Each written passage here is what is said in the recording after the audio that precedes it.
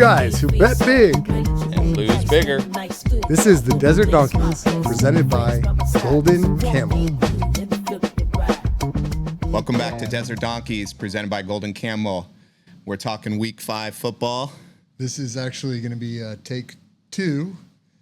First episode you guys are seeing in the new office, but we recorded a full hilarious episode, and we got no audio.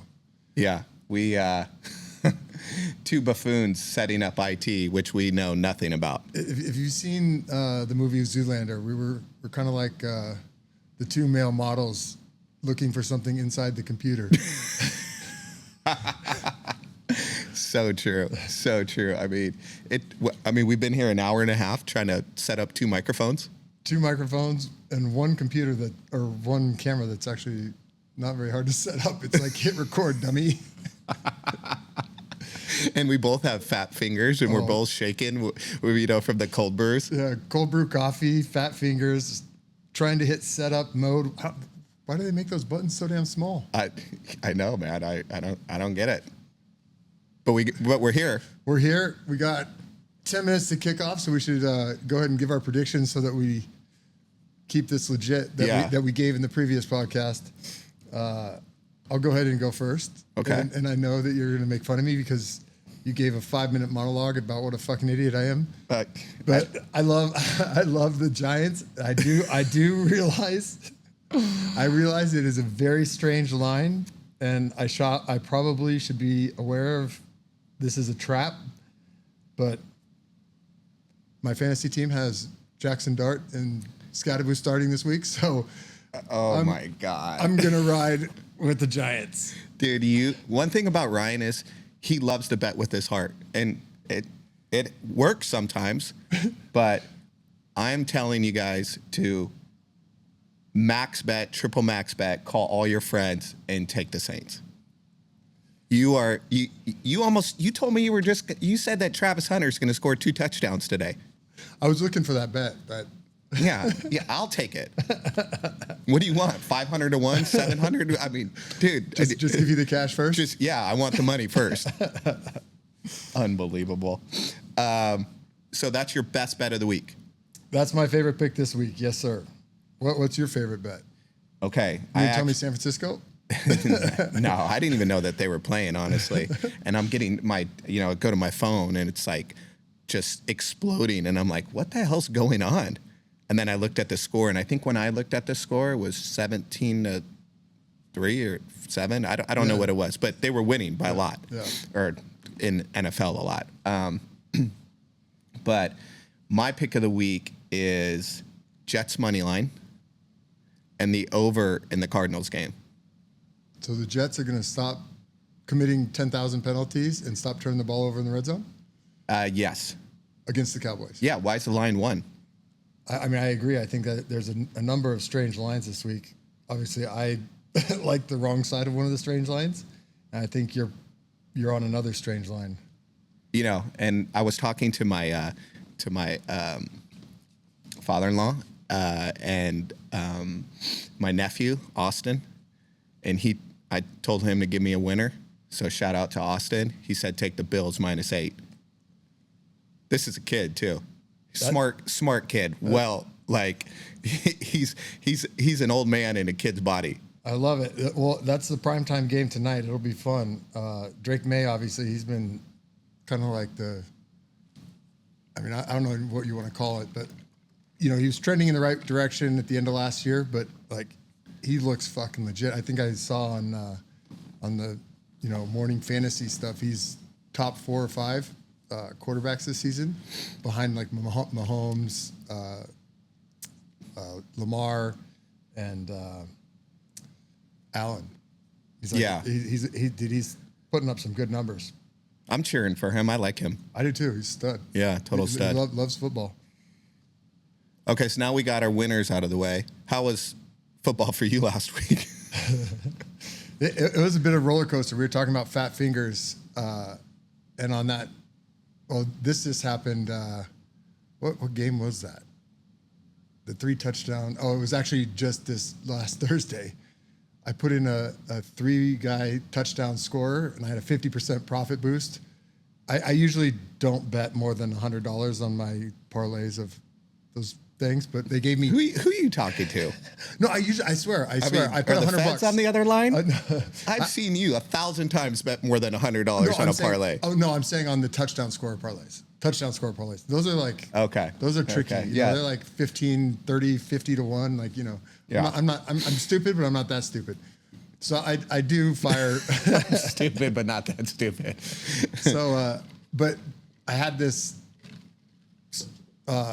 boost from Caesars. It was 250 was the max I could bet for a touchdown score on that game, and so I parlayed Kieran Williams, Puka, and McCaffrey, and I went to put in 250 add boost, and when I hit the 0, I hit enter instead of the 0, so I used my boost for $25.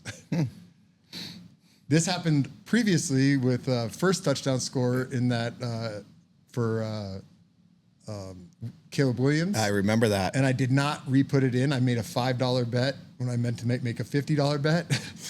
And this time I did re-put it in for $250. Obviously, those 3 guys did score touchdowns. I did not get the 50% boost on the big bet, but I did actually win the bet. I was happy with that. So you're a winner. So you're a winner going into it's Sunday morning at 9:55 or whatever time it is. Games are about to go off. So you're a winner going into Sunday. You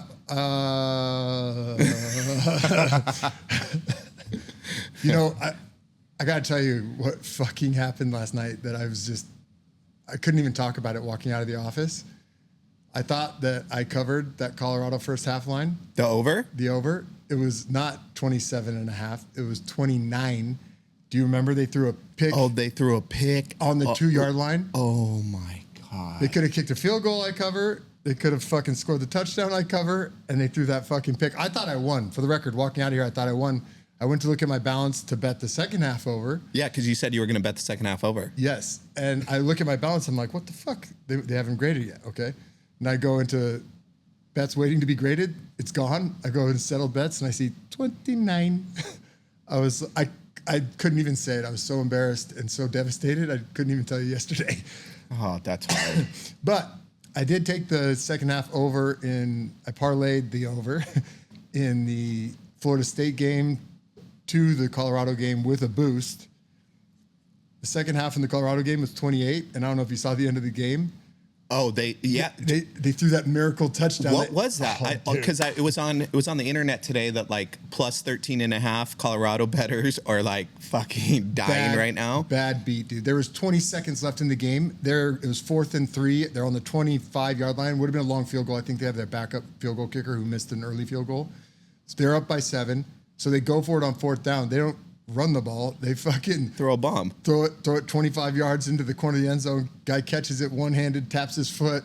He barely caught it, too. Barely caught it. Yeah. Barely caught it. So that covered the 28, which was what the over was. So I hit one way on the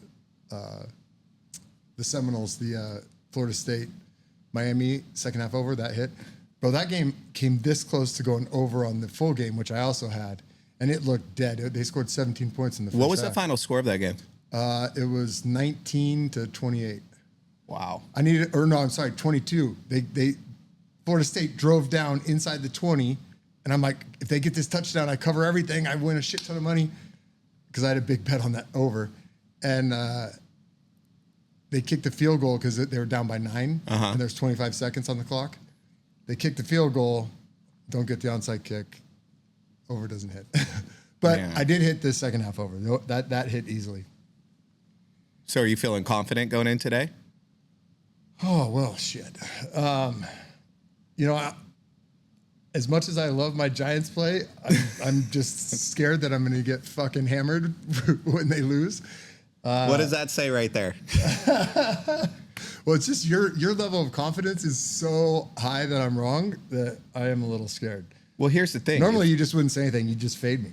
Yeah. I mean, but in our group chat with Wayne, like, you love, like, there's a lot of context behind that. Yeah. I hope you win. Of course you do. But I I just rookie quarter, like I get it, like Starsky and Hutch, these two are like the new like dynamic duo, and I want to root for them. Like I'm fans of them, but it's NFL. Like most rookie quarterbacks don't win. Yeah, and now like they have some tape on him. Obviously, he also lost my fucking number one pick. Yeah, wide receiver. Neighbors is out. Like, I mean, that's a big part of it too. No, it is. It takes away their real deep threat and big play guy. I mean, hopefully they guys can step up. They do have some playmakers. Like they have that kid Hyatt, who's doesn't get much playing time, but he was a wide receiver at Tennessee. But he was always a deep threat speedster. I'm hoping he can kind of stretch the field a little bit. And then Robinson is a guy who can, you know, I remember I think I was playing Krill last year in fantasy, and Robinson had like fucking 15 catches in a game. And I'm like, who the fuck is this guy? Throw the ball to Neighbors. I didn't have Neighbors, but I was like, stop throwing it to this little fucker. Yeah. But he's capable of like being that slot guy who makes, you know, eight catches. So I'm hoping these guys show up for my boy Jackson and our boy. Yeah. Scattaboo. Guy's a fucking gem. So I'm actually going to take the Saints. You know what other winner? Taking Saints. Yeah. You know another winner. I love the Seahawks. Oh. Yeah. Tampa Bay 3.5. I love the Seahawks. Well, that Tampa Bay offensive line's still banged up, right? And that Seahawks, they're fucking good, dude. They're good, dude. That coach is good. I don't know his name, but he's good. First of all, the coach is good, and fucking Sam Darnold is fucking worth every fucking dollar he's getting paid. Yeah. Like, everybody's like, oh, it was a fluke year. I think what was a fluke was the fucking shitty teams he played for the first, 4 years of his career. I would agree with that. And they came into a really good coach. I mean, he played for Minnesota. the Jets. And then he was a backup. Well, you know where he got actually, like, people saw that he got some time with fucking McCaffrey. What's his name? Not McCaffrey. Is it McCaffrey? 49ers coach. Oh. Not McCaffrey. It's... why am we forgetting his name? He's one of the best coaches. His dad was a coach. Yeah. Whatever. We'll move on. We'll get back to it. We'll remember. Yeah, anyway, he was a backup there for a year before he went to Minnesota, and then obviously he balled out in Minnesota. So he got some quarterback coaching in San Francisco, which we can all agree that most of the guys that have gone through that program are playing pretty good football. I mean, he just took his backup quarterback, and now there's a quarterback controversy in fucking San Francisco. Mac Jones looks like fucking a superstar. Do you see the outfit he rolled in? Oh my God. Dude, I was watching... Dude, black and red? I mean, isn't there a movie like that someone dresses like that? Dude, Saban on McAfee, fucking dying. But, you know, pumping him up. But Saban loved his outfit too. He's like, he went in, he wore that outfit, and then he played like he should wear that outfit. Yeah. Wow. That was that was aggressive, and I like it. Quick recap of my gambling week last week. Started off amazing. We went and watched the Lions-Ravens. We were all over the Lions. Tuesday, I took the Diamondbacks when they were down 3 runs to win. Unbelievable day. Wednesday, Thursday, awful. Awful. Friday, I don't remember. I think I quit gambling Friday. And then Saturday morning, I was like, again, and I know I've said this before, major PTSD from 9 a.m., big old school Big Ten games where I would take the overs and I would take the dogs, but then all the favorites would win and they would be low scoring, but they would cover. Right. So I was like, don't fucking do it, Artie. And then I was like, you know what? Do it. You're a fucking winner. I was like, go do it. You got this. And I max bet Notre Dame over, game over. And I mean, dude, that over hit in the first half almost, I think. Notre Dame was on pace to score 70. Yeah. I think they scored 50. So I don't know. They scored a ton. I won that. And then there was a second game that I also won. And I was like, holy shit. I'm up going into the 12:30 games. I'm like, this is amazing. Then I take a game But whenever the Ole Miss game was, maybe I waited to Ole Miss, and I took Ole Miss, and I'm like, fuck, like Dodge does, push the gas down. I was like, let's go. And I had showings, and this is how big of a degenerate I am. I'm like firing bets in, and I just went for it, like, and it did not work out. For the record, during his showings, we were in the middle of Hurricane Phoenix.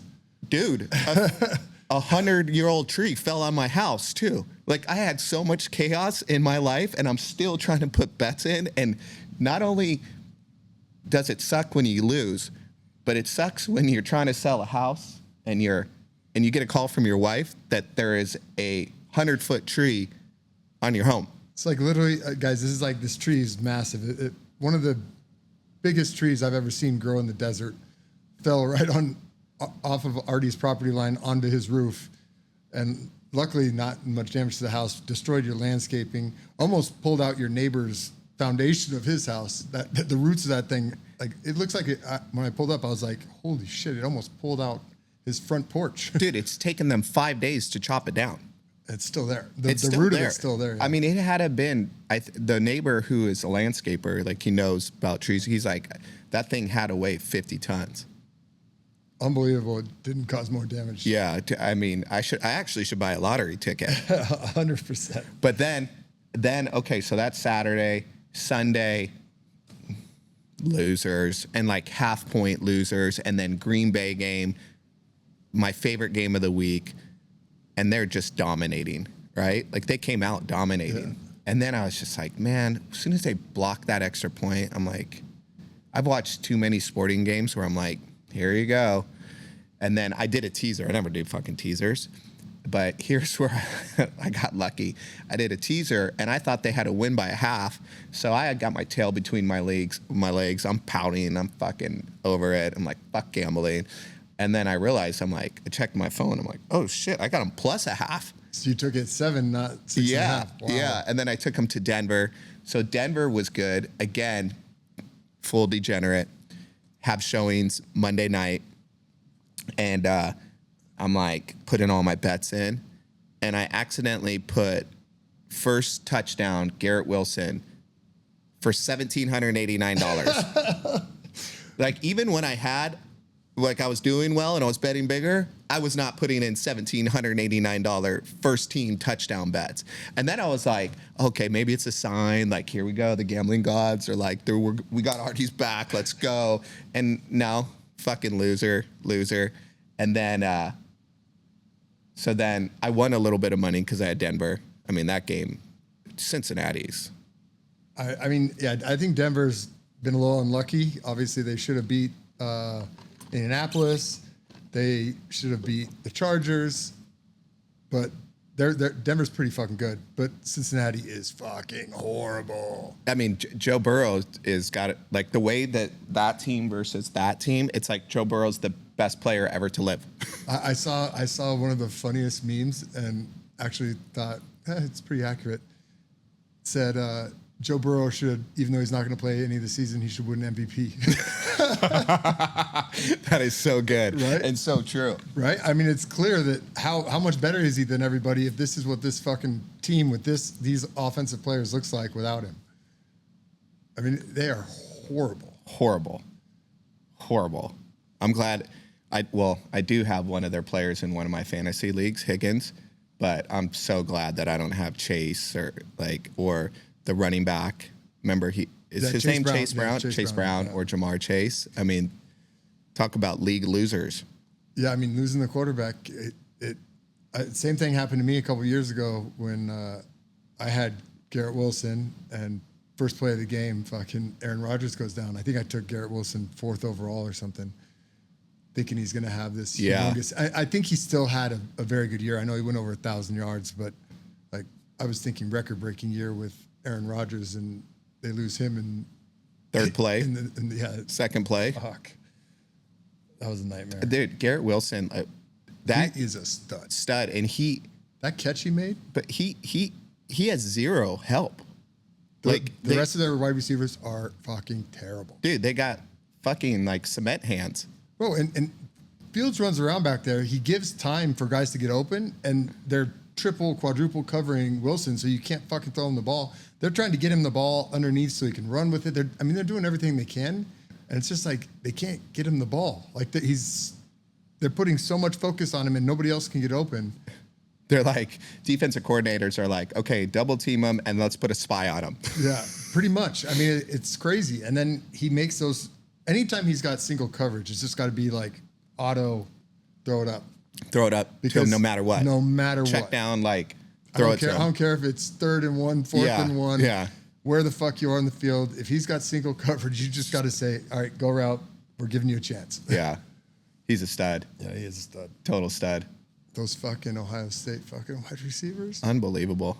Bro, I mean, think about, LSU wide receivers, very legit too, but I don't even think it's close. Like, you look at how far you go back to McLaurin, you've got Jackson Smith and Jigba, you got Wilson, you've got Harrison, you've got Harrison. Harrison. Well, at least he scored this week. Dude, and do you see, like, the energy of the weight lifted off his shoulders when he scored that touchdown? Well, he had some drops early, I too. know. Oh, I know. Trust me, I fucking bet the Cardinals, and I lost. Yeah. But that weight, like, it was like, thank you. Yeah. I can catch. I mean, they just got to get in, and I know they tried, actually. I think first play, they threw a quick pass to him, and he caught it. But they just got to keep him involved, and then, because he's another guy, bro, that just, like, he'll go get the ball. He's that good, and he just isn't getting the opportunity. Yeah. And a lot of it is that, like, his energy. He's maybe not seeming like he's going 100% on every route, and he's kind of given up on. He seems off. But hopefully that turned it around, and yeah, I would love to see him show up because I really like him and I really like the Cardinals. And we need the Cardinals to win this week for our survivor pool. Absolutely. How about me running into the coach? I thought that was a sign that, and I didn't jinx it either. I wasn't like, hey, by the way, I got the card. I acted like I didn't know who they were playing and stuff. Yeah, I like that. Yeah. Little reverse psychology there. I fucked up the matrix on that one. When Wayne texts, guys, I don't like this. We need to argue more. He's like, the fact that we all are on the same side does not make sense. So I chimed in, let's take the Giants. Yeah, of course. What is the Giants score? 0-0. It looks like they're driving. Scatterboo touchdown? No. I don't care. Actually, I do. I actually do care. I have him in my fantasy. I want him to score. I want Dart to throw touchdowns. So, the Jets look like they're about to score. 2nd and goal. Notre Dame is over there. By the way, last night we did a little prequel. You gave some, fucking spot on picks. And it was more than I think the two that you actually announced on camera. You gave a handful of picks, but I'm like, fuck this, let's record it. And you're both your picks covered by a mile. Where'd you get that clarity? Well, for the record, I don't know if it has anything to do with it, but I do believe that Texas Tech will be a serious contender for the national championship. That defense is unbelievable. And in 2 weeks, if Arizona State wins and they win, they play here, right? Yep. At Arizona State. That's got to be a game day, right? Game day, or I don't know. Could Fox do a Big 12 game? I don't know. I don't know how that works. Because they always do the big noon kickoff, so this won't be a noon. It won't be a noon game because that would be 9 a.m. here because it's always the big noon kickoff or whatever. So I guess, but they didn't they do it in fucking Utah? They did do it in Utah. Yeah, they had a 9 a.m. kickoff in Utah when they played Texas Tech. That would be weird. 9 a.m. game. No, is that right? I don't know if we got to find someone where's Jimmy? We need Jimmy to fact check us. Fucking hit one of these fucking. I'm gonna hit the meow button or something. Yeah, on our shiny new toy that we have zero idea how to work with. But so in this podcast, we talk about sports, we talk about bad beats, we talk about life, parenting, and golf, and we haven't been playing any golf. So on Friday night, my wife and I did a journey. And for most people, maybe they do or don't, but it's like plant medicine. And it's a it's not like going and getting high. It's like personal growth. And you and I have done journeys. We've actually done 2 together, right? Yep. 2 with ayahuasca. Was it ayahuasca? Like a mixture of ayahuasca and like chocolate and chocolate ayahuasca and mushrooms. And incredible experiences. But the difference between this one and those 2 is the other 2, when you like are in it and then you come out, you see each other, you kind of talk and you kind of go off each other's energy. This one, you put a blindfold, you put a eye mask on, and it's all inner. And when I tell you that this was the hardest thing I've ever done, but the most rewarding thing, like I can't even put into words like the levels of depth and just like self growth. And like we all have like internalized, like I think they say like 8,000 negative thoughts about ourselves or about things and stuff. And like I went to levels that I didn't even know existed, like from childhood, and things that and again, it was so fucking hard. And I don't know how to explain that. I think you got to go through it to explain it, but it was like so hard, like tears, crying, fucking terrified, like all these different things. At one point I was like, come on. Like I was laughing about it. I'm like, seriously? And it was a complete outer body experience. Like my body was, at first I was like this almost, like a coffin. Yeah. And then as it elevated, I mean, like I would peel the mask up and like, oh shit, there's my body, but I wasn't there. Wow. It was the most powerful, crazy thing that I ever done. And when I got out of it, Sarah and I weren't talking to each other. There was like a couple check-ins, like maybe 1 or 2 with the facilitators. But when we got out of it and were conscious, kind of like back to our normal self, I had this sense of relief that I haven't felt in 10 years. Wow. Yeah, 10 years. For a little bit of perspective, you can go into more of what you guys did, but you told me how much mushrooms did you guys take, or you take? I think it was 7 grams of mushrooms. Okay, so guys, I'm going to give you a personal experience, and this was more. This was not a journey. It was more recreational fun with friends, but outside at the beach. I consumed 3.5 grams of mushrooms once, and I'm not joking when I tell you that I was seeing fairies, leprechauns, and definitely things that I'm assuming really aren't there, but I swore they were there. And that's half of what you took. And I was listening to happy music, laughing with friends. I didn't have an eye mask on. Well, it's different too. Like recreation, like I didn't go into it to like look at fairies. I went into it with like intentions. Like this is what I need to do. This is what we've all done recreational, like, you know, mushrooms and stuff. And like, that's for fun. That's I'm just saying I would not consume that much again, even for fun. Doing that amount again terrifies me because I did not know where the fuck I was. I can't imagine doing double that and being, like you said, stuck in your heart, soul, and mind. Dude, it was like 6 lifetimes of stuff that like, and I don't know how to describe it because until you go through something like that, it was the hardest, and it like just gave clarity and perspective and touchdown Giants. Let's go. There you go. Let's go. There you go, Dart. Maybe I'm wrong. I didn't put the play in either. So good. Yeah. Good. So anyways, the experience was, to me, is like life-changing, right? But then at the, was that Dart's mom? Is Dart's mom pretty hot? She's a rocket. Wow. Wow. She was all over the internet too. Jesus. I mean, dude, look at him, bro. He's kid. You talk about good looking. Kid's a fucking stud. I don't talk a lot about men like this, but that guy, I'm just like, okay, I'm a little jealous. Yeah, starting quarterback, New York Giants, and you look like that. his lettuce, fucking his chains. Yeah, he's his aura, his mojo. Yeah, he's got it. He's doing just fine. Yeah. So after that, my wife and I were talking, and dude, I mean this humbly, I was so fucking funny, so funny. She was like, you were on fire. I felt so good. I felt alive.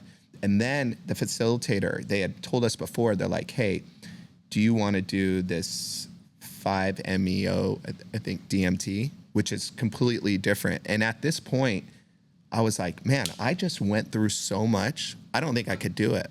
But then my wife was like, we're here. Let's get through what we need to do. But it's a completely different experience. Right. So the mushroom part, that's a commitment. There's no way out. You're in it for hours. And there's we were in it for like 5-6 hours. Yeah, there's no ripcord. There's no. I've seen people take far less than what you did, and they end up in the shower curled up in a ball with cold water on them. Terrified. Yeah. So anyway, the DMT, on the other hand, I've also done that. It's a much shorter experience. It's 7 to 15 minutes. They said. Okay. 7 to 15 minutes, and so I do it. And they said it was more grounding, like it's more about like earth, like your connection with earth. And so you do it, and then you like hold your breath and you lay down, and I almost purged, like I thought I was gonna throw up, and I didn't. And then back to the mushrooms, I almost purged. I was like, felt like I was being suffocated 3 or 4 times to the point where I was like, dude, can just fucking throw up. You know, but then I felt like this light come. Then this is gonna sound crazy, and I'm just putting it out there because I'm proud of it, and like, you can fucking judge me, whatever. But like, it's gonna sound crazy. I felt this light, and it like sucked through me, and it was like they healed everything inside of me, and then I felt like this love that like. I was like, oh my God, like I'm not the best athlete. I'm definitely not the smartest, but I'm really good at like making people feel good. And I was thinking of these people that like I resent or I have issues with. And I never really like, I don't hate anybody. Like that's just not who I am. Like I don't think I really resent people, or I'm not feel like I need to get back to anybody. But like apparently I was holding some stuff. And I was like giving them the light to fill. It's almost like filling up their tank. And it was like I went through this like whole Rolodex of people, and I felt so fucking good. And it was almost like I was healed, and now I could heal them. That's amazing. Craziest, like, and again, I know it sounds fucking hippie or whatever, but it was for me. We all have, like, life is hard, right? Life is hard for everybody.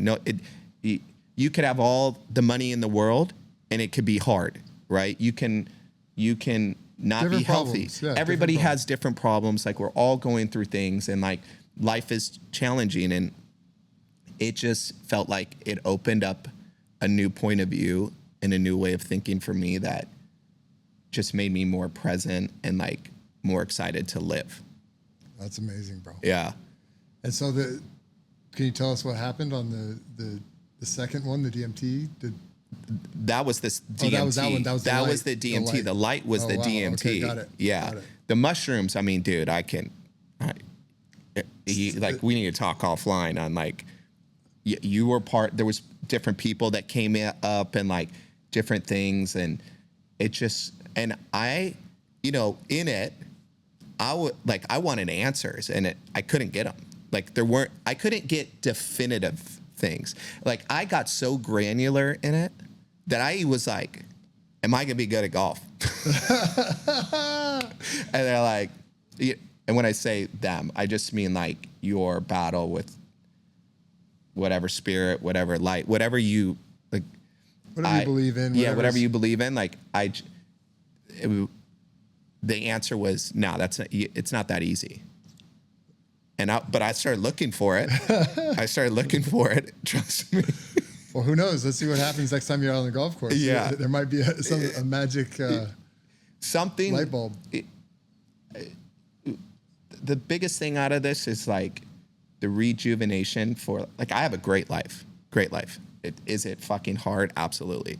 But the level of like just like release and happiness and like just felt so overwhelmingly good, if that makes sense. No, yeah, and we talked a little bit about it, and this is a little more detail. I really want to do it as well, but there's also a part of me that's also terrified. But that's part of this. Part of it. Yeah, doing these journeys, it's not supposed to be fun per se. No, it's supposed to like you like you said, you go to some of these dark places, but it is healing. It is healing for your mind, body, soul, heart, whatever kind of things you want to believe in. But I mean, these things can like heal your body. Dude, so I just thought of something, and you know, I wrote down. I didn't bring it with me. I wrote down all the experiences that I thought I remembered from it, and at one point, like I wanted it to be done. I wanted it to give up. I was like, it just felt like you're doing so much work, and it's like hard to like think. It's exhausting. Because dude, it was exhausting, and I could hear our friend, remember the person who told us to do the first journey, saying like, you got to do it, and I was just like, I was over it. I'm like, uncle already, like fuck, this is done, and then I heard my daughter's voice and saw her clear as day, and she said, Daddy, you could do this. And then I was like, here we go. Wow, I got chills. Yeah, crazy, chills, right? Bro, I got chills. Crazy. So the next one for me, and I'm excited to do it, like, and maybe we just do it together, is I want to go they said you need to do 3 days of ayahuasca. Yeah, there's some of our friends who have done it. He's proud of it. I can say his name, Spencer. Mm-hmm. When he went and did it, it was at least a few weeks of prep of like, you know, eating clean, not drinking, not doing any recreational things, like purifying your body, not taking any prescription medications, and like really getting clean. And then when you do the medicine, you actually fast. So it's like your body is really getting the maximum kind of, it's breaking you down. Yeah, it gets the full dose of the medicine to bring out the kind of highest level effect of the medicine. And when you do multiple days, it's like doors or layers. Like this door might open today, the next day you might get 4 more doors. You know, it's like it's unpredictable, but the more you go into it, the more things start to open or unlock or levels, whatever, however you want to call it. You kind of like level up. Yeah. Or get through another door. And then sometimes doors stay locked, and it's like, you're not ready for that. Yeah. I recommend everybody try it. I mean, I think these things, psychedelic things, I think if everybody did it, like, fucking war would end, greed, like a lot of like, I feel like when we started doing some of this stuff, we were this is years and years ago, but like a spiritual growth. A bunch of our friends too, we all kind of like, we're all like trending in this way of like at the same time, like opening our hearts and minds to like bigger things than, you know, making money and looking pretty. Yeah, the to-do list, like the Beverly Hills life. Yeah. But like, and really it's a journey. It's a process, and it's hard. But like you said, when it's over, the level of love, the level of like gratitude and appreciation for the people in your life, for your own life, all those things go like it like you said, it brings you back. You're like that presence, that like feeling alive and feeling thankful, and it's incredible. It is so hard to really put into words, but if the whole world did it, people wouldn't fucking kill each other over $20. People wouldn't hate people because of their color or their like what they believe in, like all you know. You realize how small we are, and how big we are and how important the person next to you is. And we don't know what anybody else is going through. Like, there's no reason to, the hate and all that is such a waste of energy. And it's moving, it's life-changing, you know, and one of the things that I got out of it was to feel everything, the good, the bad. At the end of the day, it's like nothing like should persuade you so much to like do something off the wall, right? Like if you just feel and like be present, things are going to work out. Yeah, and we're meant to have the hard times because that's what makes the good times great, right? Like exactly. There's a yin and a yang and a balance to everything. And if everything was great all the time, you know, you'd stop feeling great, right? You'd get used to it. So you've got to have some things that hurt, some things that make you sad, then the things that make you happy truly make you happy. Totally. Well, it was a good experience, and I was a winner yesterday, so hopefully I could ride this level of emotion for a few days. Well, look, the universe already has got you on the right track. You didn't take the Saints. I did. Oh shit! Well, let's see what happens in that game. Anything on Monday night? The Chiefs are playing, right? Yeah, Chiefs and the Jaguars. I mean, dude, the Chiefs after last week. You a believer? I'm back on the fucking. Yeah. I hate it, and I please. I still don't want it, but you can't. It's too hard to bet against them, dude. Their defense is so damn good, and Mahomes is just. Who has better coaching? I mean, almost every single game, it's going to be Kansas City. Yep. Right? Yep. Who has a better quarterback? Almost every single game, it's going to be Kansas City. So, I mean, you just had him go up against Lamar, and he just kicked I mean, he's owned Lamar.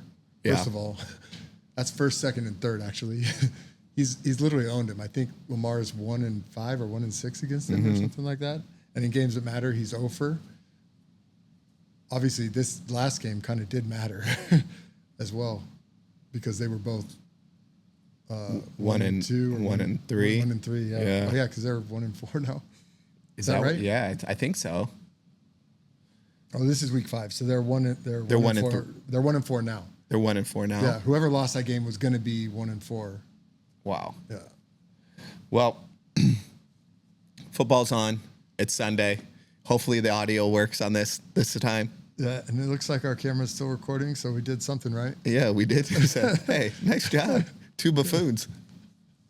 You guys saw this set up in the courts, running fucking over us, under us, around us. Yeah, it's like pretty fucking funny. It's like spaghetti. It's everywhere. We'll clean it up, though. Yeah, we'll clean it up. Happy Sunday. Happy Sunday. Thanks for watching, guys. Thanks.